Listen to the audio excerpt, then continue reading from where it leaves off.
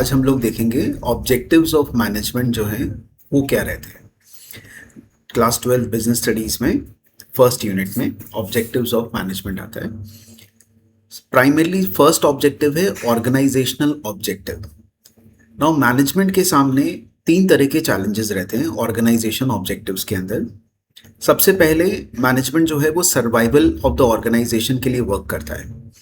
कम से कम उतना revenue earn करना जिससे एक फर्म जो है उसका सर्वाइवल हम करा सकें, ये हमारे लिए सबसे पहले इम्पॉर्टेंट चीज़ रहती है। जैसे जैसे सर्वाइवल होना शुरू हो जाता है और प्रॉफिट जनरेट होना शुरू होता है, तो नेक्स्ट हमारा ऑब्जेक्टिव जो है वो प्रॉफिट के ऊपर आ जाता है, जहाँ पे हम अपने बिजनेस को एक प्रॉफिटेबल मोड के ऊपर लेके आते हैं। और जब ये प्रॉफिट हमारे पास एज ए रिजर्व इकट्ठा होता जाता है, तो हमारा नेक्स्ट जॉब जो रहता है वो उसको ग्रोथ पे लेके जाना। तो कई बार हमने देखा होगा कि सबसे पहले आप बिजनेस ओपन करते हैं कोई भी नया, तो सबसे पहले आपको उतनी अर्निंग करनी है जितनी आप वहाँ से सर्वाइव करा सकें, अपने बिजनेस को सर्वाइव करा सकें, जो आपके एक्सपेंसेस हो रहे हैं उसको आप पूरा पे ऑफ कर सकें।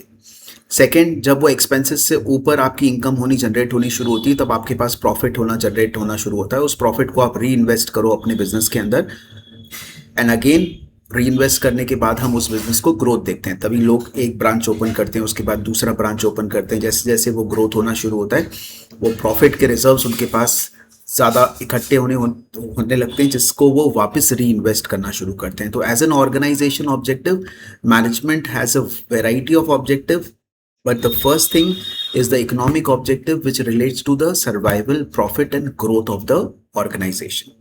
Second objective होता है social objective. It involves creation benefit for the society. Basically जो organization है, जो business कर रही है, वो society में रह के कर रही है, तो उसका फर्ज बनता है कि वो society के लिए कुछ work करे, employment opportunities generate करे और जो भी बेसिक एमिनिटीज़ हैं उसको फुलफ़िल करें। हम देखते हैं कई बार बहुत बड़ी इंडस्ट्रीज़ लगती हैं, तो वो लोग एक टाउन डेवलप कर लेते हैं, जहाँ पे वो स्कूल्स भी बिल्डअप करते हैं, रोड्स भी बिल्डअप करते हैं और हॉस्पिटल्स भी बिल्डअप करते हैं, जिससे कि वहाँ जो फैमिलीज़ काम कर रही हैं, जो एम्प्लॉयज़ हैं उनकी जो फैमिलीज़ हैं, उनके लिए प्रॉपर अरेंजमेंट किया जा सकता है। इवन होम भी बिल्डअप करते हैं। तो ये एक सोसाइटल ऑब्जेक्टिव में आता है कि हम अपने बिजनेस के साथ साथ सोसाइटी को क्या पे बैक कर रहे हैं, वो भी हमें देखना है। Third objective is personal objective. Now this personal objective relate to the personal goal of the employee who are working in an organization. जो लोग उस organization में work कर रहे होते हैं, उन employees के personal goals को भी हमें देखना है। उनको promotion देना, उनको increments देना, ये बोनसेस प्रोवाइड कराना, उनको ट्रेनिंग डेवलपमेंट देना, उनके पर्सनल ऑब्जेक्टिव्स को भी फुलफिल करना एक ऑर्गेनाइजेशन की ऑब्जेक्टिव्स होती हैं। तो ओवरऑल तीन ऑब्जेक्टिव्स क्राइटेरिया में हम डिवाइड करते हैं, organisation objective, social objective and personal objective. इसके बाद हम आते हैं इंपॉर्टेंस ऑफ मैनेजमेंट में। देखिए, हमने कैरेक्टरिस्टिक्स को पढ़ा, हमने ऑब्जेक्टिव्स को पढ़ा, अब हम पढ़ेंगे इंपॉर्टेंस ऑफ मैनेजमेंट। बेसिकली जो इंपॉर्टेंस है वो कैरेक्टरिस्टिक्स और ऑब्जेक्टिव्स के पॉइंट को मिक्स करके बनाए। Management help in achieving group goal, that is the first importance. ये चीज़ हमने कैरेक्टरिस्टिक्स में पढ़ी कि हमारा जो मेन ऑब्जेक्टिव है वो ग्रुप गोल्स को अचीव करना है। जो इंडिविजुअल्स ऑर्गेनाइजेशन में वर्क करते हैं, वो इंडिविजुअल्स का काम अल्टीमेटली उस ऑर्गेनाइजेशन के गोल्स को अचीव करना है। सेकेंड है management increase efficiency. Efficiency is related to cost.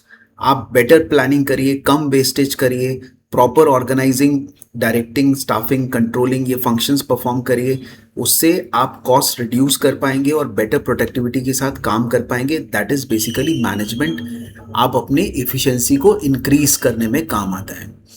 Third is management creates a dynamic organisation. When I say dynamic, it means changing. जो मैनेजमेंट है वो हेल्प करता है पीपल को to adopt the changes so that the organisation is able to maintain its competitive as.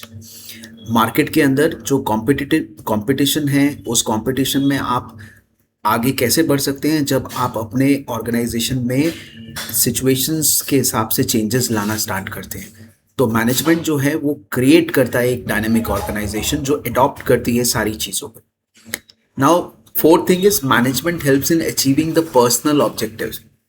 देखिए, personal objectives की जब हम बात कर रहे हैं, तो अभी हमने ऑब्जेक्टिव्स में पढ़ा कि हमें उस मैन पावर जो वर्क कर रही है उन एम्प्लॉयज़ के पर्सनल इंडिविजुअल ऑब्जेक्टिव्स को भी फुलफिल करना है। तो हम बेसिकली लिंक कर देते हैं उन इंडिविजुअल ऑब्जेक्टिव्स को, हम उनको टारगेट्स देते हैं, फिर टारगेट बेस्ड इंसेंटिव्स देते हैं, और वो जब उस टारगेट बेस्ड इंसेंटिव्स को कंप्लीट करते हैं तो उनको इंसेंटिव्स मिलते हैं और ओवरऑल ऑर्गेनाइजेशन का ग्रोथ होना शुरू हो जाता है। तो हमने पर्सनल ऑब्जेक्टिव को ऑर्गेनाइजेशन ऑब्जेक्टिव्स के साथ लिंक कर दिया। Then fifth one is management helps in development of the society. Management help करता है ऑर्गेनाइजेशंस जो हैं उनके जो भी सोसाइटी वेलफेयर का काम करने के लिए, एक गुड क्वालिटी प्रोडक्ट प्रोवाइड कराना at a reasonable price provide कराना, जिस एरिया में आपकी बिजनेस है वहाँ पे आप एम्प्लॉयमेंट जनरेट करें। तो इस तरह का सोसाइटल ऑब्जेक्टिव को वर्क को भी करना, ध्यान में देना, ये भी हमारे मैनेजमेंट की इंपॉर्टेंस में आता है। तो थ्री पॉइंट्स जो थे, ग्रुप गोल्स को अचीव करना, एफिशिएंसी को, डायनेमिक, ये हमने कैरेक्टरिस्टिक्स में पढ़े। पर्सनल एंड सोशल ऑब्जेक्टिव से रिलेटेड पॉइंट हमने ऑब्जेक्टिव्स में पढ़े। तो इंपॉर्टेंस में ये तीनों पांचों पॉइंट्स को ऐड करके हमने बना दिया। आई होप ये चीज़ आपको क्लियर करा होगा, ऑब्जेक्टिव्स और इम्पोर्टेंस। नेक्स्ट लेक्चर में हम आगे के टॉपिक्स को कवर करेंगे।